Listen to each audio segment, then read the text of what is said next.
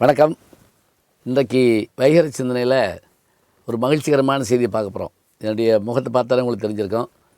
இன்றைக்கி யாருடைய பிறந்தநாள் அப்படின்னா, என்னுடைய இனிய நண்பர், திரையுலகில் தனக்கென தனி இடத்தை வகுத்து கொண்டவர், முன்னோடி, பயோனியர் அப்படின்னு இந்த வார்த்தைகளை சொல்லுவாங்க. அது மாதிரி சகலகலா வல்லவன், பத்மஸ்ரீ, பத்மபூஷன், மக்கள் நீதி மையத்தினுடைய நிறுவனர், தலைவர் என்று சொல்லிக்கொண்டே போகலாம். இப்படியெல்லாம் சொல்லப்படுறவர் யாருன்னா, அருமை நண்பர் கமலஹாசன் தாங்க. அவருடைய பிறந்தநாள் இன்னைக்கு. உலகெங்கும் இருக்கிற தமிழர்களுக்கெல்லாம் ஒரு பெருமை என்ன அப்படின்னா, இத்தகைய பெருமகனார் வாழ்கிற காலத்தில் நான் வாழ்கிறேன் என்று ஒவ்வொரு தமிழனும் நினைக்குமாறு, நான் என்னுடைய நண்பருங்கிறதுக்காக நான் சொல்லலைங்க. நான் அவரோடு ஒரு 15 ஆண்டு கால பழக்கத்தினால் நான் சொல்கிறேன். அவருடைய படத்தை பார்த்துட்டு நான் வர்றபோது, 3ஆம் முறை பார்த்துட்டு வர்றப்ப நான் எம்ஏ படிச்சுட்ருக்கேன் தியாகராசர் கல்லூரியில், மதுரையில். அப்போ என்ன நினச்சேன் தெரியுங்களா? என்ன ஒரு அற்புதமான நடிகர், இவர் வாழ்கிற காலத்தில் நம்ம வாழ்கிறோம் அப்படின்னு நான் நினச்சேன். இன்றைக்கும் அதில் மாற்றம் இல்லைங்க. எந்த ஒரு செய்தியை எடுத்துக்கொண்டாலும் தனக்கென ஒரு பாணி இருக்க வேண்டும் என்று நினைப்பவர். அதுலேயும் குறிப்பாக சிறு வயதிலேயே திரையுலகுக்கு வந்து, களத்தூர் கண்ணம்மா படத்தில் வந்து, இன்றைக்கு விஸ்வரூபம் செகண்ட் வரைக்கும், அடுத்து இந்தியன் 2, தேவர் மகன் 2 என்றெல்லாம் பணியாற்ற அளவுக்கு தன்னுடைய வலிமையை கூட்டிக் கொண்டே போகிற ஒரு பரந்த மனத்தை கொண்டவர் யாருன்னா நம்முடைய கமலஹாசன் அவர்கள் தான். அப்படி என்ன இவர்கிட்ட பெரிய திறமை இருக்குது? என்கிட்ட கூட சிலர் கேட்பாங்க, அவர்கிட்ட என்ன அப்படி தனித்திறமையாக இருக்குதுன்னு. என்ன திறமை இல்லைன்னு நம்ம சொல்ல முடியும்? கவிதை எழுதணுமா எழுதுவார், கேள்விகளுக்கு பதில் சொல்லணுமா சாதுரியமாக பதில் சொல்வார், படங்களில் நடிக்கணுமா மறக்க முடியாத படங்களை கொடுப்பார். நான் மற்றவர்கள் சொல்கிறத காட்டிலும் நான் சொல்கிறதுல என்ன சந்தோஷம் இருக்குன்னா, இந்த விருமாண்டி படம் பண்ணுற போது அந்த படத்துக்கான திரைக்கதையை அவர் எழுதினார். என்னை கூப்பிட்டு, இதுக்கு நீங்கள் மதுரை படம்னாலும் நீங்கள் கொஞ்சம் கூட இருங்கன்னாரு. 6 மாதம் கூட இருந்தேன். அப்போ தான் நீங்கள் நடிக்கிறீங்களான்னாரு. உடம்பெல்லாம் ஆடி போச்சு, ஏன்னா மாடு பிடிக்கிற படம், என்ன பண்ணுறது, நீ பயந்தேன், கவலைப்படாதீங்க, நான் மாடு பிடிக்கிறேன், நீங்கள் எப்பவும் போல மயக்க பிடிங்கினார். பட் அந்த டீலிங் எனக்கு ரொம்ப பிடிச்சிருந்தது. அன்றைக்கி ஆரம்பித்த திரையுலக வாழ்க்கை எனக்கு இன்னொரு திருப்பு மையத்தை தந்தவர் அவர் தாங்க.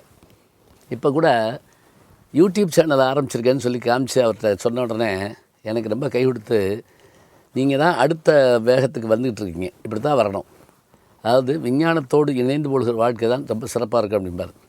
ஒரு முறை கவிதையினுடைய கடைசி வரி கொடுத்து அதுக்கு பாட்டு எழுதுங்கன்னு சொன்னாங்க எங்கள் விஜய் டிவியில். நான் தான் கடைசி வரி கொடுத்தேன், ஈற்றடி கொடுத்து கவிதை எழுதுங்கன்னு சொன்னேன். அதாவது கல்லும் சொல்லாத கதைன்னு. ஆச்சரியங்க, என்ன அழகாக அந்த கவிதை எழுதியிருந்தாருங்க. தமிழாசிரியர்களே பார்த்து வியப்படை மண்ணும் அந்த கவிதை எழுதியிருந்தார். பேசுகிற போது அந்த ஃபன் அப்படியே ஓடி வந்து தெரிச்சு விழுகும். நான் ஒரு பாட்டு ஒன்று சொன்னேன், ஔவையாருடைய பாட்டு. அதாவது நெல்லிக்கனி சுட்ட பழம் வேணுமா சுடாத பழம் வேணுமான்னு கேட்டுட்டு, பாட்டி பழம் சுடுதான்னு அந்த பையன் கேட்டவுடனே, என்ன வாழ்க்கை, கம்பனெல்லாம் தோக்கடித்தேன், இந்த மாடு மேய்க்கிற பையன்ட்ட ஏமாந்து விட்டனே அப்படின்னு கருங்காலி கட்டைக்கு நானாத கோடாரி கதலைத்தண்டுக்கு வலிக்கிட்டு போயிடுச்சேன்னு அந்த அம்மா வருத்தப்படுத்தான். இப்படி நான் சொல்லி முடிச்சிருந்து மொழிப்பாட்டை சொல்லிவிட்டாருங்க. அவையாரோட மொழிப்பாட்டை எப்படிங்க அதை சொன்னீங்க அப்படின்னு கேட்டேன். என்ன அப்படி கேட்குறீங்க? அண்ணாச்சிங்கிறது அவை சண்முகம், அவரை தான் சொல்லுவார், டிகேஎஸ் அவர்களை. அவர் அவையார் நடித்தப்ப அந்த முருகனாக நடித்து மரத்தில் உட்காந்து பழம் உழுப்பினது நான் தானே அப்படின்னாரு. எவ்வளோ ஒரு பெரிய வாய்ப்பு பாருங்கள்.